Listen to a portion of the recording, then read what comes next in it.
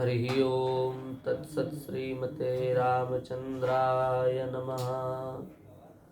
ओं नमः परमहंसास्वादित चरणकमलचिन्मकरन्दाय भक्तजनमानसनिवासाय श्रीरामचन्द्राय।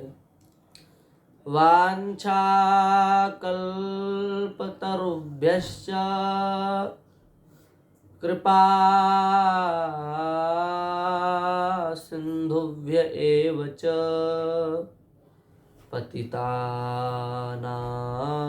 पावनेभ्यो श्रीवैष्णवेभ्यो नमो नमः। हरिशरणम भक्तवांछा कल्पतरु भक्तवत्सल नंदनंदन श्याम सुंदर की महती कृपा करुणा से हम सभी लोग भगवान के ही परम प्यारे लाडले दुलारे भक्तों के चरित्र में श्री सुदामा जी महाराज के चरित्र का श्रवण कर रहे हैं।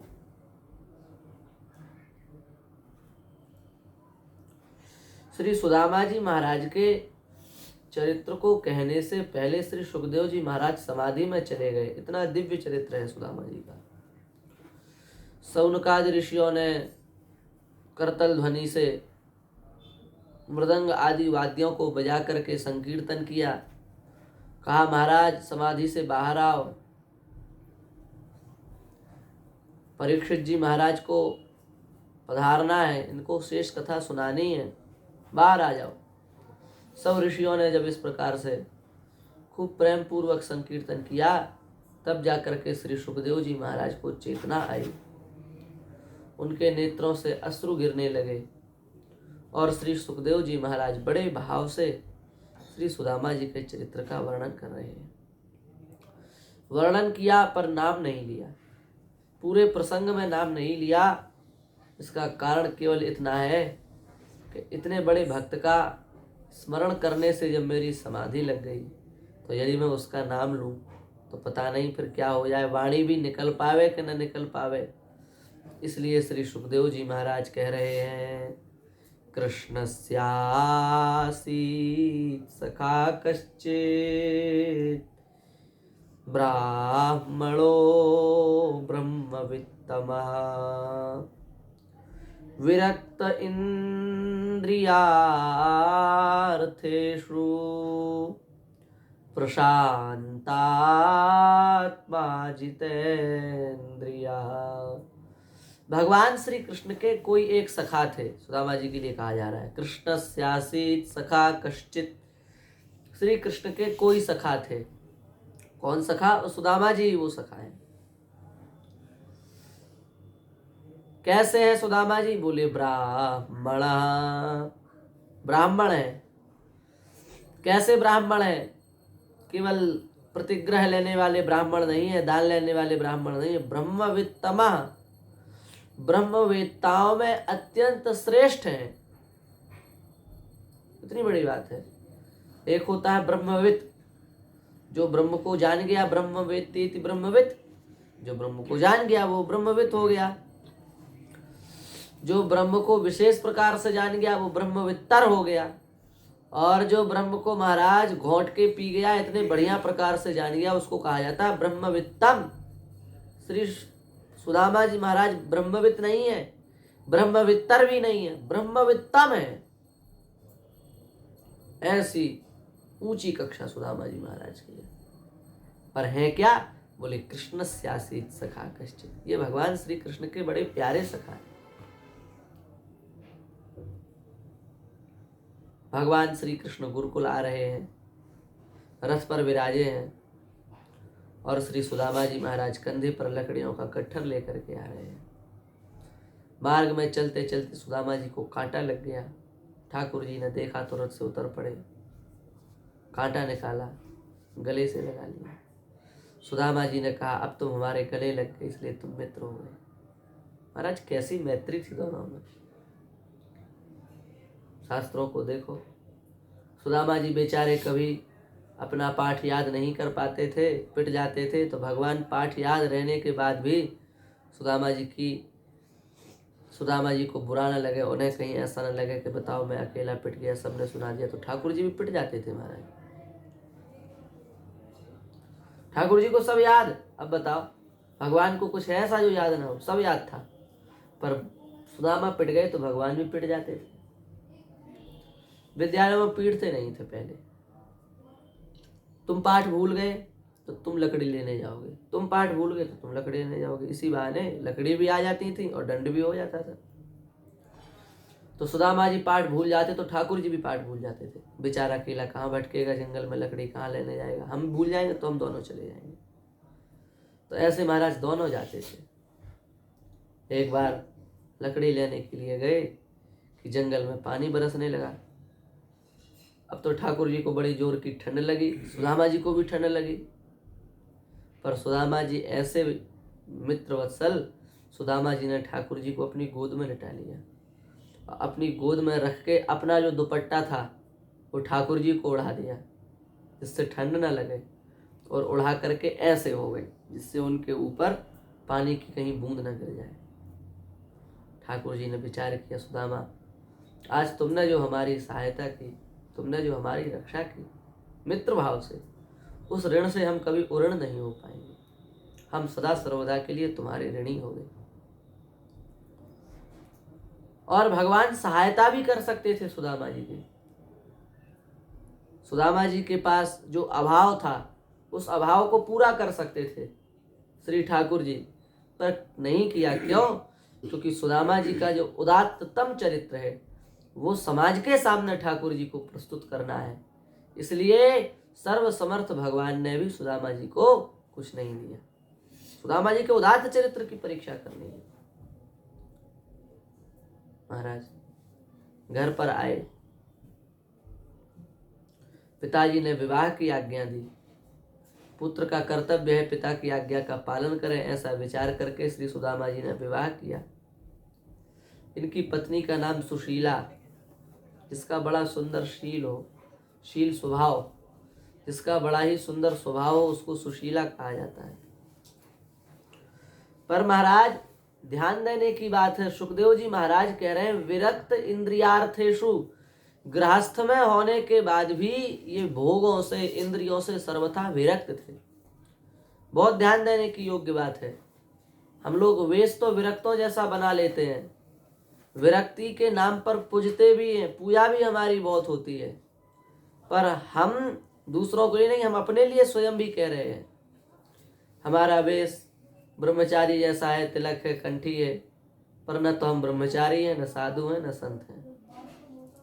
हम लोग वेश तो साधुओं जैसा बना लेते हैं, पर न तो हम वस्तुतः भीतर से साधु बन पाते हैं। श्री सुदामा जी महाराज बाहर से देखने में गृहस्थ हैं, पर वो भीतर से संत बन चुके हैं।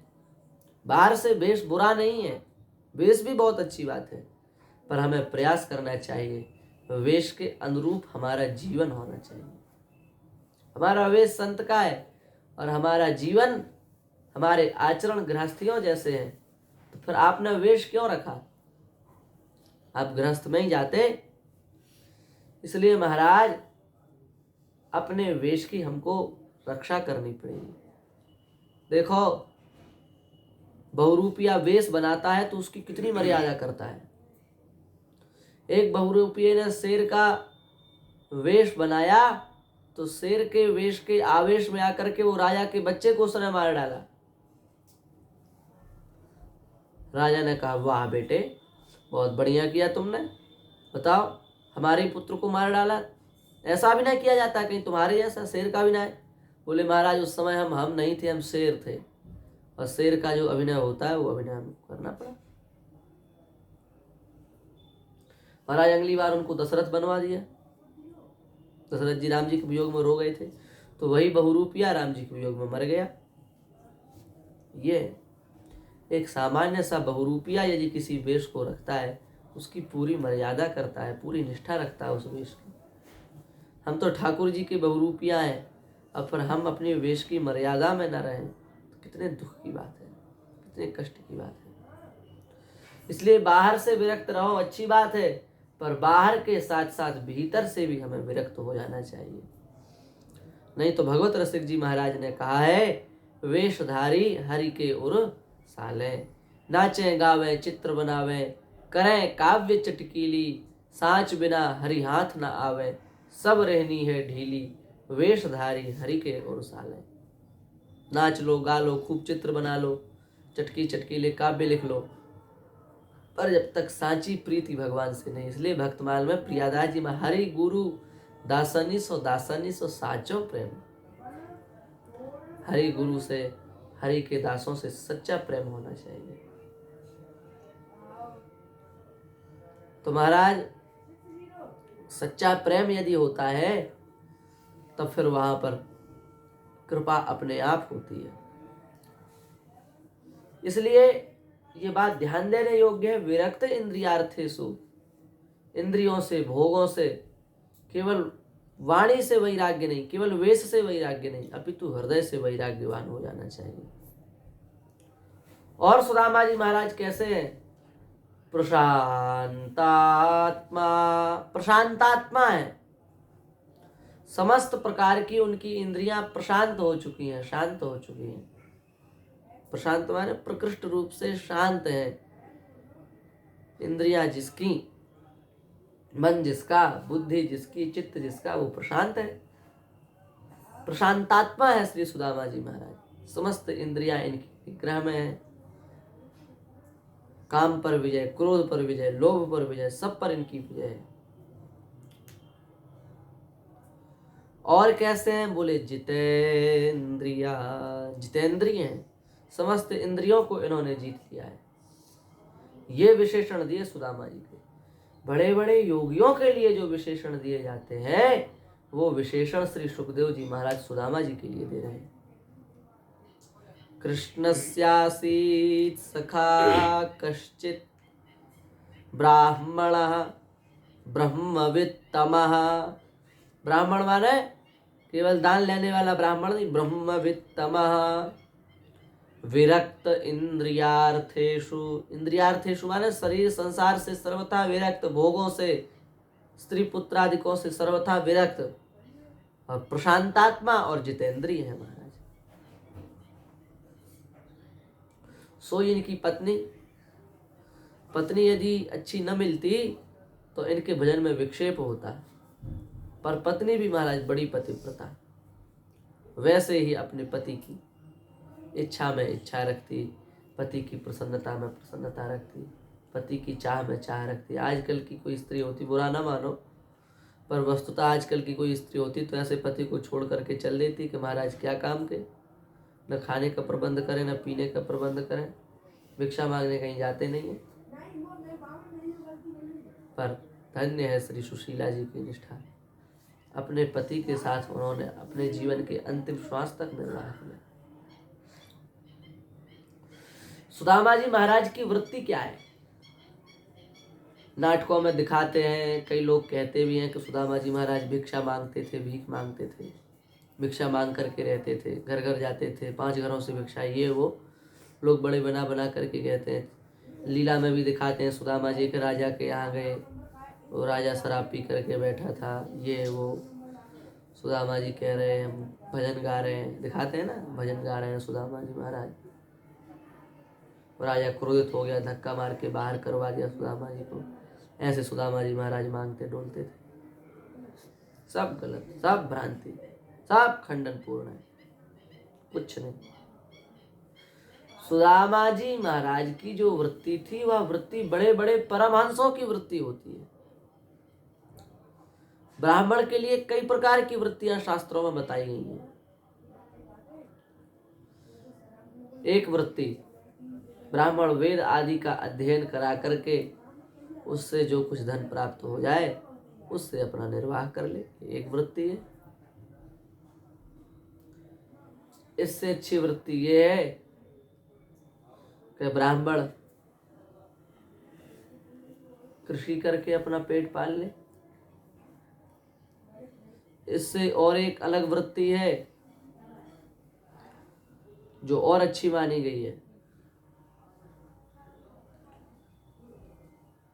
बाजार में जावे, जब व्यापारी लोग सामान बेच के चले जावे तो वहाँ जो अन्न के दाने बचे उनको बीन लावे और बीन करके महाराज उनको गीला करके सुखा देवे, पर उन्हीं को उबाल करके सिद्ध करके भोग पधरा करके फिर पावे। ये एक वृत्ति है, सबसे उत्कृष्ट वृत्ति। खेत में खेती हो जावे, फसल काट के किसान घर ले आवे तो खेत में जो दाने पड़े रहे उसको ले आवे, उसको सुखा करके फिर उससे साल भर अपनी जीविका चलावे। ये बहुत उत्कृष्ट वृत्ति है। कृषि करके, विद्या दान करके, उच्च वृत्ति से अथवा शिल वृत्ति से, इन 4 वृत्तियों से ब्राह्मण को निर्वाह करना चाहिए। और अंतिम हद 1 वर्ष से अधिक तक के धन का संग्रह नहीं करना चाहिए। 1 वर्ष में जितना खर्च हो जाए बस उतना ही ब्राह्मण को अपने घर में रखना चाहिए, उससे ज्यादा नहीं रखना चाहिए, दोष है। ब्राह्मण के लिए लिखा है किसी भी वृत्ति का आश्रय लेवे, जैसे में उसका खर्चा चल जावे। पढ़ा करके भी कर सकता है, कृषि करके भी कर सकता है महाराज। उच्चशील जिस वृत्ति से उसकी जीविका सही चले वो उस वृत्ति से रहे, पर श्वान वृत्ति का आश्रय कभी न ले। मर जाए पर कभी किसी से कुछ मांगे नहीं।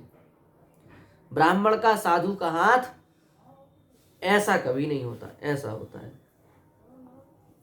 इसलिए ब्राह्मण को, साधु को कभी किसी से मांगना नहीं चाहिए।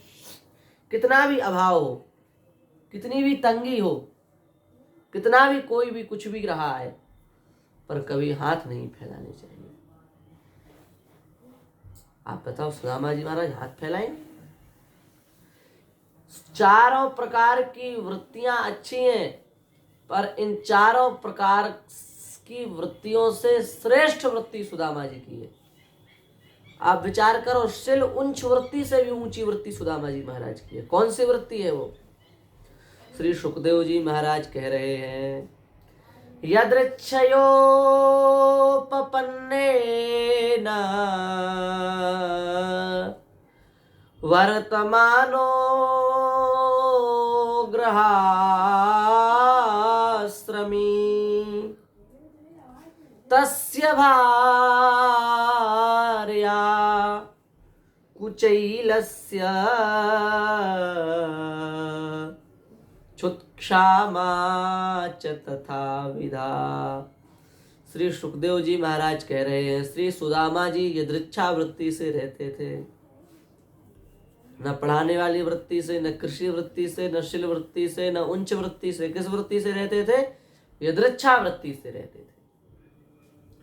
हमारा साधारण व्यक्ति क्या जाने यदृच्छा वृत्ति क्या होता है? यदृच्छा वृत्ति का ही दूसरा नाम है आकाश वृत्ति।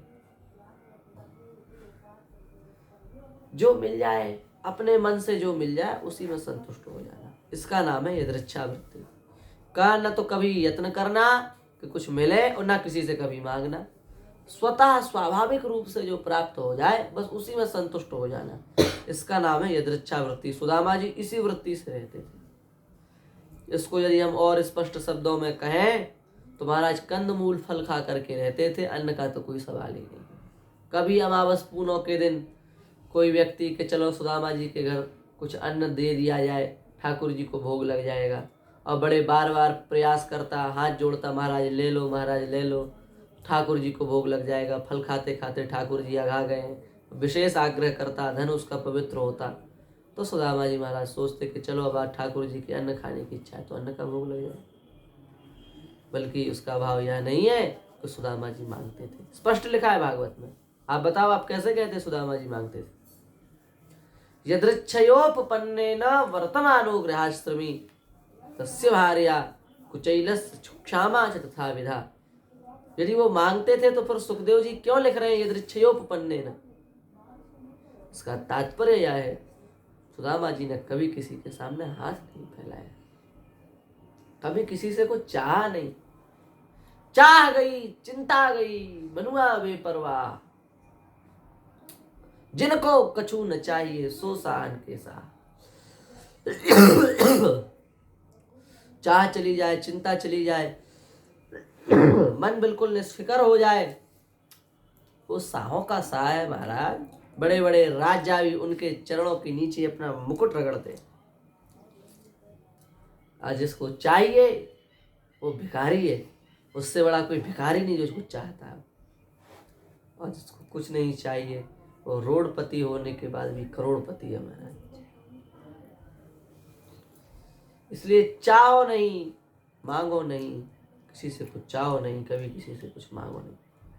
हमारे आचार्यों ने कहा है, मांगे ते जगनाक सिकोड़े, गोविंद भला न माने, अनमांगे राम गले लगावे, बिरला जन कोई जाने। सबसे लालच का मत खोटा, बिरला जन कोई जाने। आचार्य कह रहे ये बात सबको समझ में नहीं आती, बिरला जन कोई जाने। यह बात कोई बिरला व्यक्ति समझ सकता है।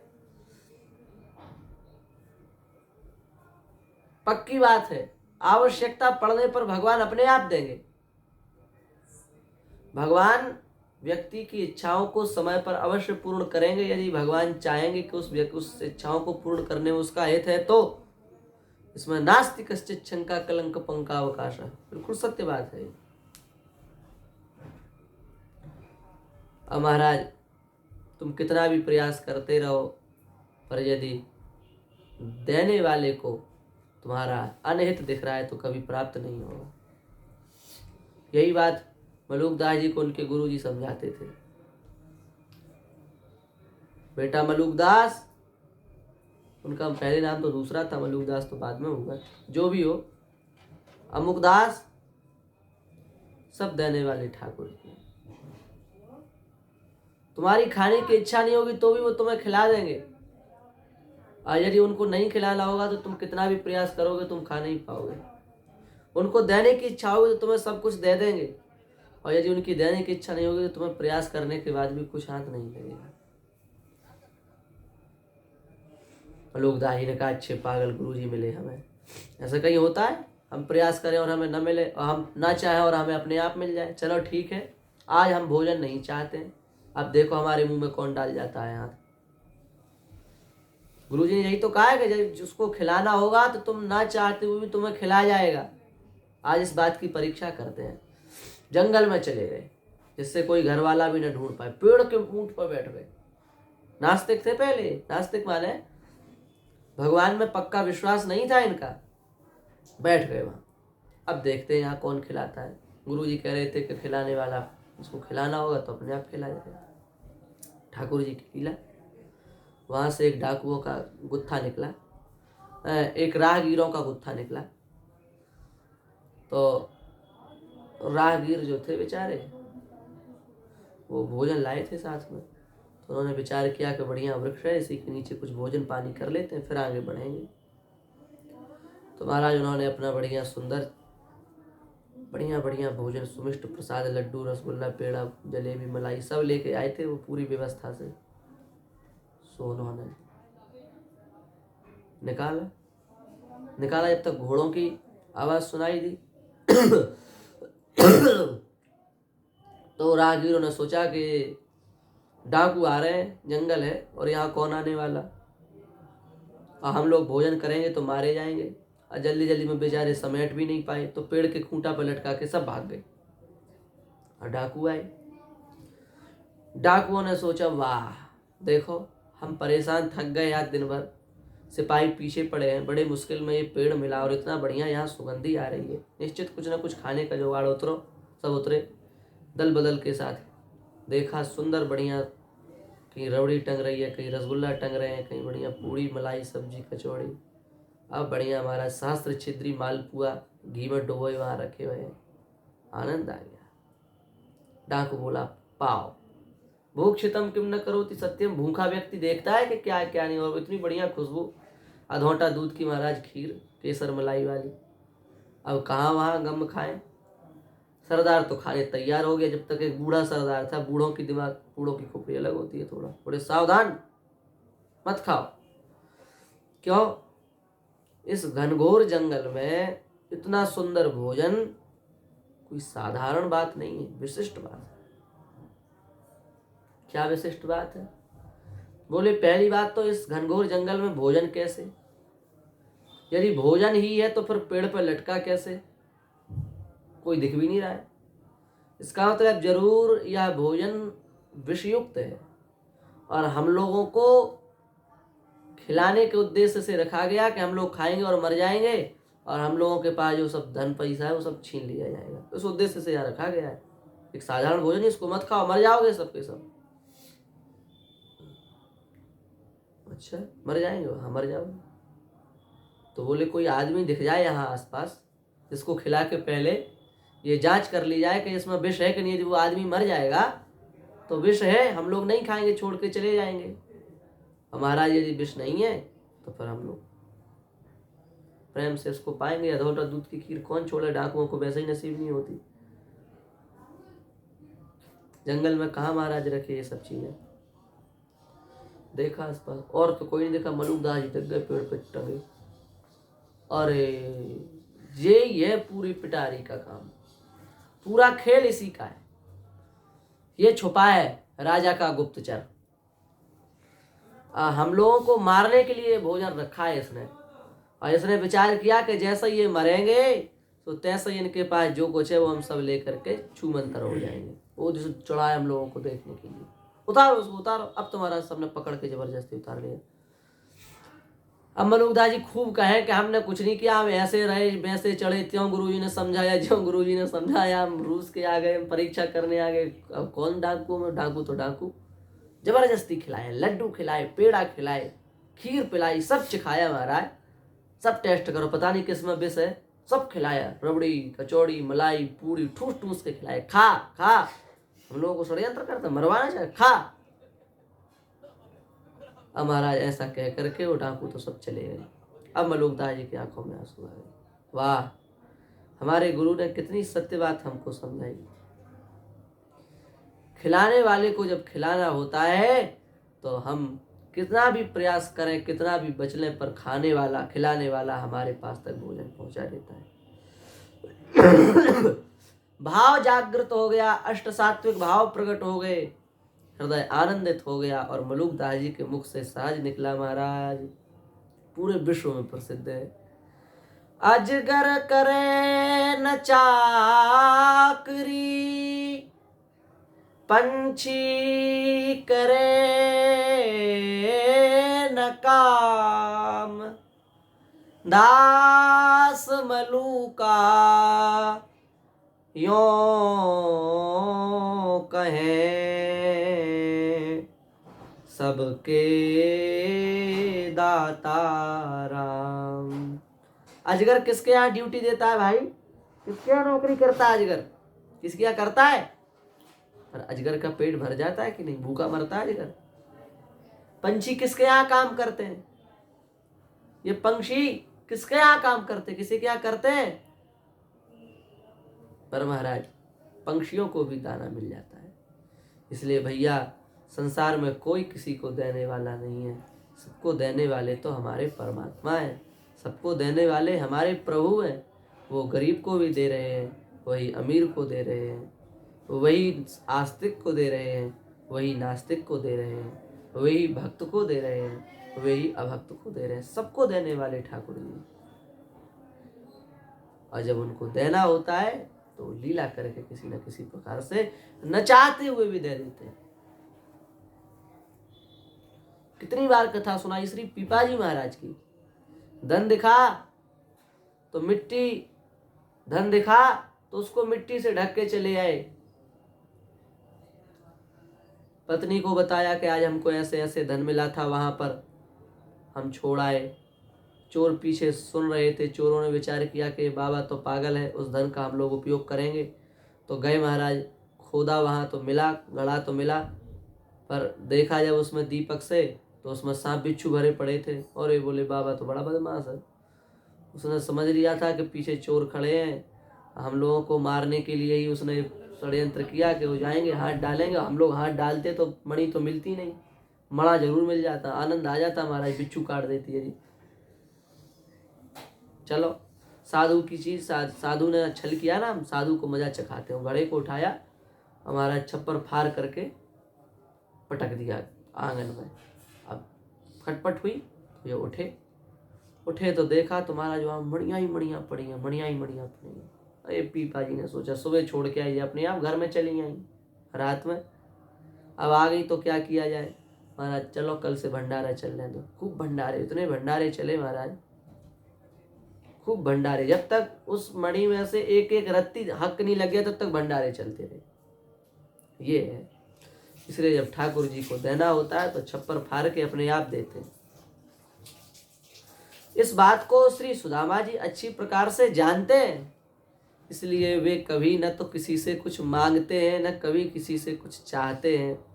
कंदमूल फल खा करके रहते हैं, और यदि किसी का ज्यादा भाव हुआ तो कभी पूनो अमावस, कभी प्रसाद भी बन जाता था, ठाकुर जी प्रसाद भी पा लेते थे। लोग सुनाते हैं बच्चे बेचारे बड़े भूखे, मम्मी कुछ खाने दो, मैया कुछ खाने दो, इतने दिन से अन्न नहीं मिला। मैया कहती पिताजी को माला से फुर्सत नहीं, हम क्या करें बेटा, वो कुछ करना धरना चाहते हैं। सब बात झूठी है। बड़ा सुखी, बड़ा मस्त जीवन था सबका, सब प्रसन्न रहते थे, सब भगवान के भजन से पोषित थे। पर महाराज सुदामा जी की पत्नी के लिए श्री सुखदेव जी ने क्या कहा, सुदामा जी के लिए तो ये सब कहा, पर सुदामा जी की पत्नी के लिए सुखदेव जी महाराज ने जो बात कही वो बड़ी विशेष है, समझने लायक है, नहीं तो फिर शंका आ जाएगी। सुखदेव जी कह रहे हैं, दरिद्रा सीद मानसा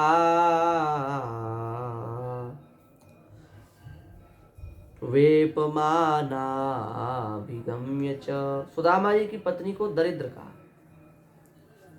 सुखदेव जी ने सुदामा जी को दरिद्र नहीं कहा, परंतु सुदामा जी की पत्नी को दरिद्र कहा।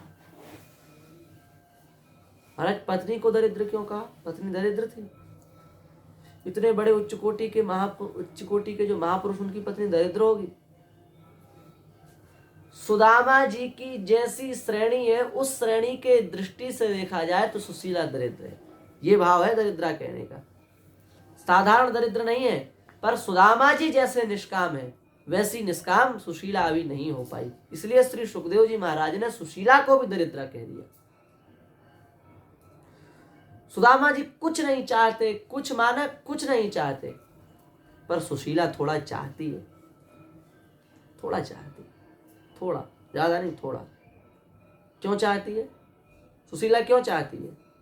सुशीला विचार करती है, अरे सुशीला तू कितनी भाग्यहीना है, तुम कभी अपने पति को प्रेम पूर्वक जिमा नहीं पाई, तूने कभी अपने पति के रुचि पूर्वक भोजन नहीं बना पाया, तू कितनी अभागिन है। तेरे ठाकुर जी कभी रुचि पूर्वक जीम नहीं पाए, तू कितनी अभागिन है।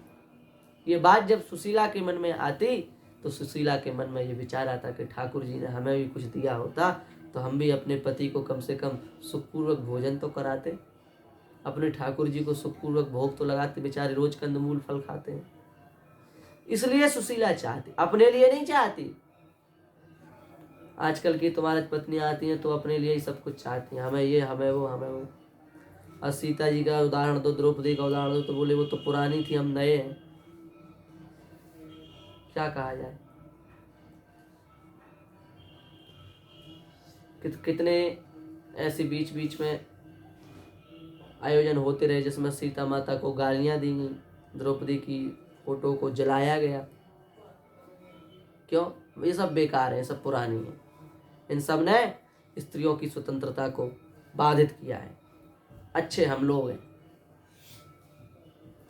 हमारे शास्त्रों में स्त्रियों को कितना सम्मान दिया गया है, पर स्त्रियां चाहती हैं कि जैसे पुरुष रोड पर खड़े होकर के बीड़ी पीते हम भी पिए, तो हम मानेंगे कि हाँ अब सही है। पुरुष जैसे खुल्लम खुल्ला अपवित्र अपवित्र शब्दों का प्रयोग करते वैसे हम भी करें तो हम भले। पुरुष जैसे पशुवत लघुशंका करते हैं बिना किसी मर्यादा का विचार किए, हम भी करें तो हम बहुत बढ़िया है। हमारे शास्त्रों में स्त्रियों की बड़ी महिमा है, उनको बहुत सुरक्षा दी गई है, बहुत सम्मान दिया गया है। जो वस्तु जितनी गुप्त होती है उतनी उसकी कीमत होती है, इसलिए स्त्रियों को बहुत गुप्त रखा गया हमारा है। और उसको वो तो ये समझ नहीं पाई, उल्टा सती द्रौपदी माता श्री सीता पर और आरोप थोपने लगी। ये बहुत गलत है। सुशीला जी को देखो, इतने विपरीत परिस्थिति के बाद भी वो यही चाहती हैं कि हम अपने पति को कभी प्रेम पूर्वक खिला नहीं पाए। हमें भगवान ने इतना भी नहीं दिया कि हम अपने पति को कभी जिमा पाए, इसलिए वे चाहती हैं कि हमें ठाकुर जी ने कुछ दिया होता। कितना सुंदर भाव है। भगवान विचार करते हैं कि सुदामा जी ऐसे जो भक्त हैं उनकी कुछ सेवा का अवसर मिले, पर सुदामा जी तो कुछ चाहते ही नहीं, अब सेवा क्या करें। तो भगवान ने सोचा कि चलो सुदामा जी नहीं सही तो सुदामा जी की पत्नी सही, ये तो कुछ चाहती है, आज इसी के पास आते हैं। तो भगवान ही एक ब्राह्मण का वेश बना करके आ गए। भिक्षाम देहि। सुदामा जी गए थे महाराज कंदमूल फल लेने, उसी समय भगवान ब्राह्मण का रूप धारण करके आए। सुदामा जी रहते तो कोई चक्कर कोई बातें नहीं होती, इसलिए भगवान तब आए जब सुदामा जी नहीं थे। सुशीला निकली, बोले महाराज हमारे पति थोड़ा देर में कंदमूल फल लेकर के आ रहे हैं, तब आप भिक्षा स्वीकार करना। बोले नहीं नहीं, हम अन्न की भिक्षा लेंगे, क्योंकि भगवान जानते थे इनके अन्न नहीं है, अन्न की भिक्षा लेंगे। सुशीला ने कहा यदि कहती हूँ दूंगी तो कहाँ से दूंगी, है नहीं, और कहती हूँ नहीं दूंगी तो अतिथि का अनादर हो जाएगा, बहुत पाप पड़ेगा, क्या करूं, दूं या न दूं, दोनों वाक्य कहने में दोष है। तो सुशीला ने बड़े विचार पूर्वक कहा महाराज हमारे घर में सूतक लग गया। सूतक देवी, दो प्रकार के सूतक होते हैं, ठाकुर जी कह रहे हैं, एक जनना शौच, एक मरणा शौच। जन्म का सूतक, मरण का सूतक। तुम्हें कौन सा सूतक लगा है? अब इनके घर जब सूतक हो तो ये बताएं कि हमें ये लगाए कि वो लगाए, तो कुछ है ही नहीं। पर सुशीला तो सुशीला, बुद्धि तो बहुत थी। सुशीला ने विचार करके कहा महाराज हमारे घर में दरिद्र रूपी संतान ने जन्म लिया है, इसका सूतक 2-4 दिन का नहीं, पूरी जिंदगी भर का है। दरिद्र ही हमारे यहाँ पुत्र बन करके आया है, और बहुत लंबा सूतक है, 2-4 दिन का सूतक नहीं है, 2-4 दिन में जाने वाला नहीं है, बहुत लंबा सूतक है, जिंदगी भर, जीवन भर चलेगा। अच्छा देवी, अब मैं समझ गया तुम्हारी पूरी बात, तुम्हारे घर में अन्न का अभाव है। महाराज हाँ ठीक समझा आपने। तुम्हारे पति द्वारिकाधीश के मित्र हैं, उसके बाद भी इतनी गरीबी? द्वारिकाधीश के मित्र हैं? हाँ, तुम्हारे पति ने और द्वारिकाधीश ने साथ साथ पढ़ाई की है, तुम्हारे मित्र हैं, तुम्हारे पति के मित्र हैं। और उनके मित्र होने के बाद यदि वो एक बार भी अपने मित्र के पास चले जाते तो वो तो उनको इतना संपत्तिवान बना देते कि यहाँ के राजा महाराजा सब चरणों में प्रणाम करते, पर गए नहीं, पता नहीं कैसे, अजीब है, क्या बात है। अच्छा देवी कोई बात नहीं, अभी तक नहीं गए सो नहीं गए, पर अब तुम्हें तो ये बात पता चल गई, जैसे ही पतिदेव आए तो उनको द्वारिका भेज देना, द्वारिका भेज देना, जरूर भेज देना, जरूर भेज देना। ऐसा कह करके ठाकुर जी चले गए। महाराज सुदामा जी आए, नारायण नारायण हरि राम कृष्ण हरि का संकीर्तन करते हुए अपने कंदमूल फल थोड़ा बहुत जो प्राप्त हुए वन में उसको लेकर के आ रहे थे। सुशीला जी रूठ गई। सुदामा जी ने कहा देवी आज आप उदास क्यों हैं? आज आपका मुख कमल खिला, प्रसन्न नहीं है, आज आप उदास हैं, क्या बात है?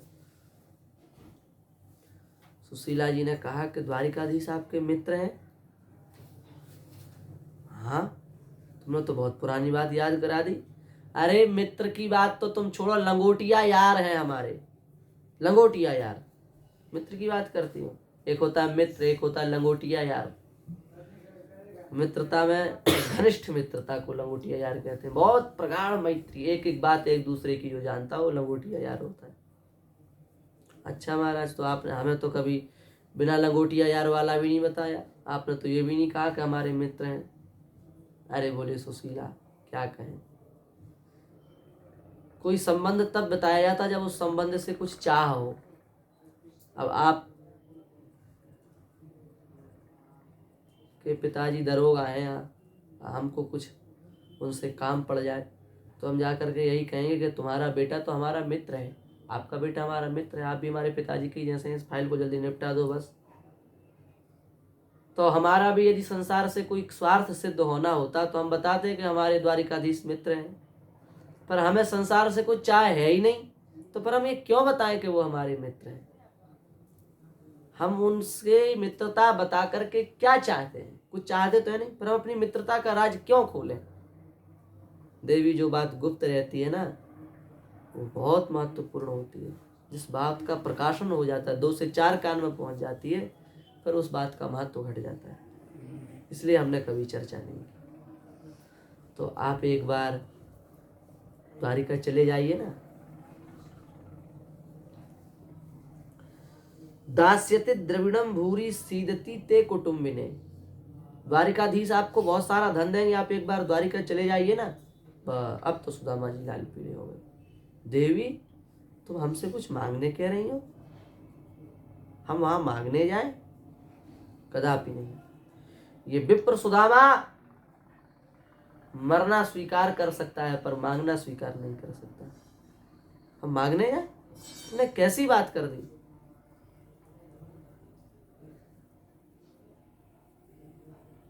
स्वाभिमान बहुत अच्छी चीज है, अभिमान बहुत खराब चीज है। स्वाभिमान बहुत अच्छी है। अभिमान करना नहीं चाहिए, स्वाभिमान छोड़ना नहीं चाहिए। सुदामा जी स्वाभिमानी, हम मांग नहीं सकते। सुशीला ने कहा नहीं नहीं नहीं नहीं, मेरा अभिप्राय ये नहीं था। मेरा अभिप्राय ये था कि आप अपने मित्र के दर्शन कराएं। कितने दिन हो गए, आपको याद नहीं आती? सुदामा जी ने कहा याद तो बहुत आती है, पर हम कहाँ हैं और वो कहाँ हैं, हम कैसे जाएं? हमारी उनकी क्या मैत्री? बस याद आती है तो मन में ही उनका स्मरण करके प्रसन्न हो जाता हूँ। सुशीला जी ने कहा एक बार आप हमारी बात मान करके चले जाइए, एक बार आप चले जाइए, हमें बड़ी प्रसन्नता होगी। देखो, पत्नी वही है जो भगवान की ओर ले जाए। सुशीला आज सुदामा जी को भगवान की ओर भेज रही है। मैंने सांसारिक जो स्त्रियां होती हैं, वो भगवान की ओर जाने वाले व्यक्ति को अपनी ओर बुलाती हैं। कहाँ जा रहे हो, जरा? पर धन्य है सुशीला जी, वो अपनी ओर न खींच करके कह रही है कि आप द्वारिकाधीश से मिलने के लिए जाओ, भगवान से मिलने के लिए जाओ। और ऐसी ऐसी घटनाएं सुनने में आई हैं। पति की पिटाई हो गई, क्यों? ज्यादा पूजा करते हो, हमारा ध्यान ख्याल नहीं रखते। हमारा ध्यान ख्याल रखो, पूजा क्या कर रही है? ले मारा, पति पिट गए।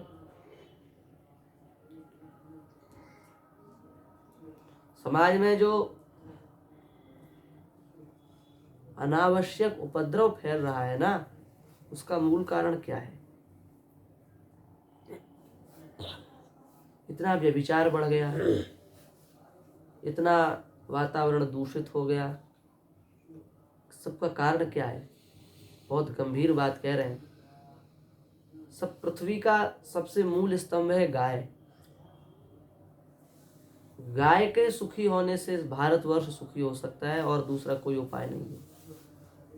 भारतवर्ष की समस्या है, भारतवर्ष में गाय दुखी है, और गाय जब तक सुरक्षित नहीं होगी तब तक ब्राह्मण सुरक्षित नहीं होगा। इसलिए ब्राह्मण असुरक्षित हो गया, और ब्राह्मण के असुरक्षित होने से पृथ्वी का तीसरा स्तंभ वेद असुरक्षित हो गया। और जब महाराज वेद ही असुरक्षित हो गया, तो वेद ही तो बताता है क्या करना है, क्या नहीं करना है, क्या करना चाहिए, क्या नहीं करना चाहिए। वेद की तो आज्ञा है सब। जब वेद असुरक्षित हो गया तो फिर मनुष्य असुरक्षित हो गई, असंतुलित हो गई। सुन रहे हो? और जब मनुष्य असंतुलित हो गए तो स्त्रियां असंतुलित हो गई। व्यभिचारी पुरुष जब होता है तब व्यभिचारिणी स्त्री उत्पन्न होती है। इस बात को ध्यान रखना। बिना व्यभिचारी पुरुष के व्यभिचारिणी स्त्री हो ही नहीं सकती, क्योंकि स्त्रियां लज्जा प्रधान होती हैं। वे अपने हाव भाव को प्रकट करने में सक्षम नहीं है। पुरुष सक्षम होता है, पुरुष को लज्जा नहीं रहती।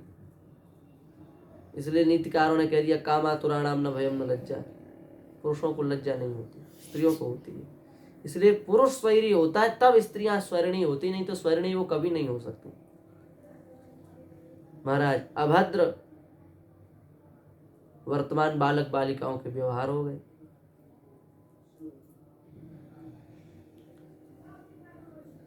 क्या कहें, किस मुंह से कहें। एक परिवार था, तो उस परिवार के 2 बालक थे, एक लड़का, एक बालक था, एक बालिका थी, लड़का लड़की थे। उनके पिता माता थे नहीं, दादा थे। तो दादाजी बड़ा प्रेम करते थे दोनों को, बड़ा प्रेम करके उन्होंने लड़के को पढ़ाया, बहुत बढ़िया शिक्षा दी और लड़के से कहा कि तुम बढ़िया पढ़ने के लिए विदेश चले जाओ। तो विदेश गया महाराज, लंदन में उसने पढ़ाई की। थोड़ा लड़की छोटी थी, वो भी बड़ी हो गई, उसको भी कहा कि जाओ तुम अपने भाई के साथ ही लंदन में रह करके वहीं पढ़ो। वो भी वहीं चली गई, पूरा खर्चा देख रेख सब। महाराज दादा तो दादा और बूढ़ा हो गया और वृद्ध हो गया। दादा ने विचार किया कि जा करके देखे तो हमारे पुत्र पुत्री वहाँ क्या पढ़ रहे हैं, कैसे पढ़ रहे हैं, कैसा उनका रहना सहना है, कैसा उनका वातावरण है, एक बार देख कर तो आए। ऐसा विचार करके दादाजी ने फ्लाइट की टिकट की, लंदन गए, पूछा वहां पर, जैसे तैसे पता करके वहां पहुंच गए जहां पहुंचना था। अब उनको सूचना नहीं थी कि दादाजी आए हैं हमारे, नहीं तो वो थोड़ा सावधान होते पहले से। सूचना सत्य घटना है, सूचना नहीं थी। गेट खटखटाए, कौन? हम तुम्हारे दादा अमुक, हम तुम्हारे दादाजी आए हैं। कोई लज्जा नहीं महाराज, गेट खोल दिए और गेट खोल के देखा तो अंदर जो उनका स्थान था, जो कक्ष था, उस टेबल पर खूब बढ़िया शराब की बोतलें रखी थी और भैया बहन उस स्थिति में पाए गए जो स्थिति उनकी नहीं होनी चाहिए। एक स्त्री पुरुष की, पति पत्नी की जो परस्पर स्थिति होती है, वो स्थिति उन भैया और बहन की आपस में देखी गई। अब वो देख करके दादा तो दादा, वृद्ध बहुत दुखी हो गए और बिना कुछ कहे सुने चले आए, आकर के फांसी लगा ली, मर गए वो। और उन्होंने एक बात लिख करके वो मरे, यदि हमारे जैसा मरना ना हो तो अपने बच्चों को कभी अंग्रेजी शिक्षा मत देना, विशुद्ध भारतीय शिक्षा देना, विशुद्ध भारतीय शिक्षा दे करके उनको सनातन धर्म की परंपरा में जोड़ना, नहीं तो हमारे जैसे मरना पड़ेगा। ये कहा उन्होंने मरने से पहले। कितनी गहरी, कितनी गंभीर बात है। ये है विदेशी संस्कृति, ये है विदेशी शिक्षा। और हमारे यहाँ तो महाराज क्या कहें, सुनकर के हंसी आएगी। 10-15 साल के पहले 7-7, 8-8 साल के बच्चे नंगे नहाते थे। 7-7, 8-8 साल तक के बच्चे उतार के गए पज्जी और कूद गए, चाहे लड़का हो चाहे लड़की हो, कूद गए नदी में। उन्हें पता ही नहीं, कुछ बोधा ही नहीं था। 15-20 साल पहले खूब नहाते थे। कहीं रिश्तेदारी में जानी हो तो होश करनी पड़ती थी कि इसको चड्डी पहना दो, नहीं घर में तो ऐसे ही नंगा ही घूमता रहता था। 5-7 साल का बच्चा इधर से उधर से। एक जोड़ी कपड़ा पूरी रिश्तेदारी में चलते थे महाराज, पूरे गांव, पूरे वंश में 1-2 जोड़ी कपड़ा होते थे।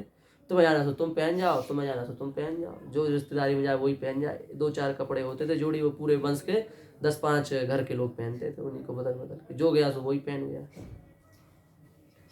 और शादी ब्याह में महाराज खरीदना नहीं कुछ कर दूध घी कभी नहीं खरीदना पड़ता था शादी ब्याह में।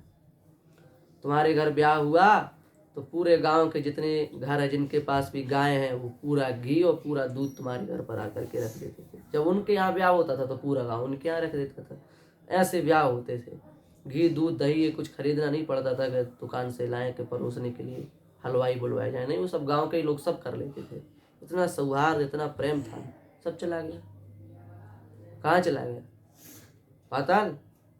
नहीं, हमने गाय का अपमान किया।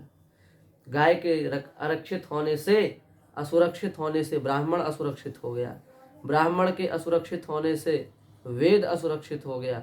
वेद के असुरक्षित होने से पुरुष असुरक्षित हो गया। पुरुष के असुरक्षित होने से स्त्री असुरक्षित हो गई।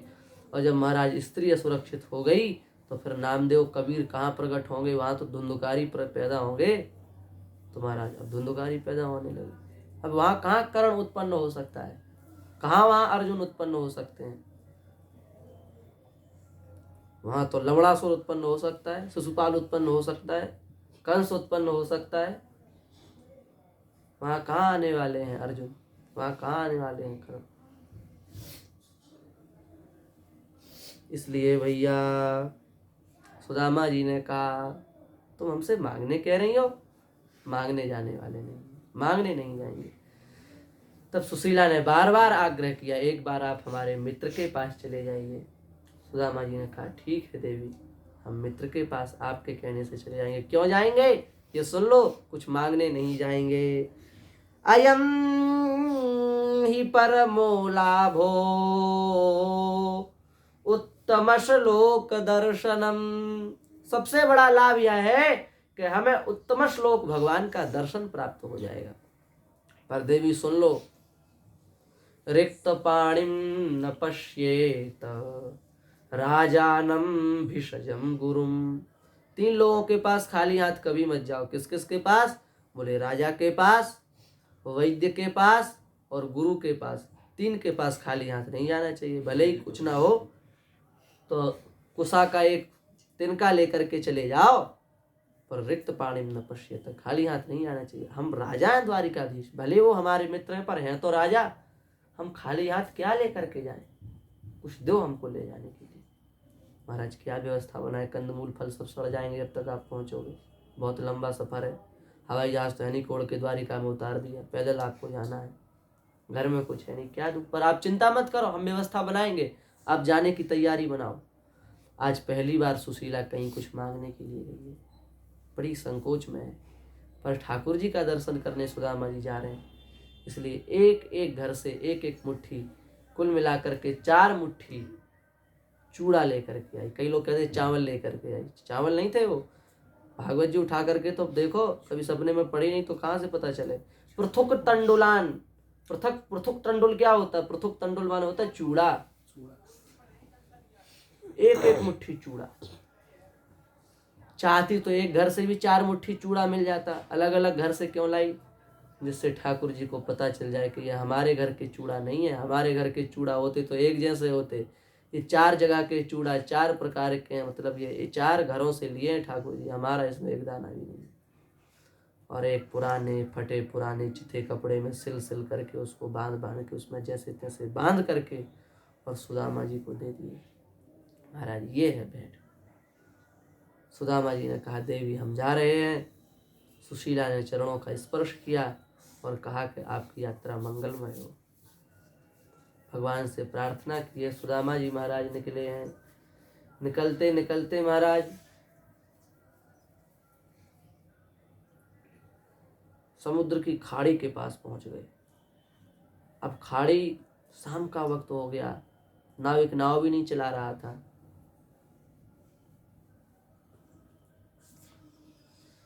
पर ठाकुर जी नाविक बन करके आ गए। सुदामा जी से बोले भैया काहे खड़े हो? सुदामा बोले केवट भैया पार लगा दो हमको। केवट बोले क्या दोगे? उतराई। सुदामा जी बोले अभी तो हमारे पास कुछ नहीं है, हम क्या दें? कुछ होता तो हम आपको देते, पर हमारे पास कुछ है ही नहीं। केवट बोला चलो कोई बात नहीं, आप ब्राह्मण हैं, हम आपको ऐसे ही पार लगा देते हैं। ठाकुर जी ने पार लगाया। खाड़ी पार करके रात्रि हो गई। सुदामा जी ने सोचा कि चलो विश्राम कर लिया जाए। तो भगवान का नाम लेकर के एक वृक्ष के नीचे श्री सुदामा जी महाराज सो गए।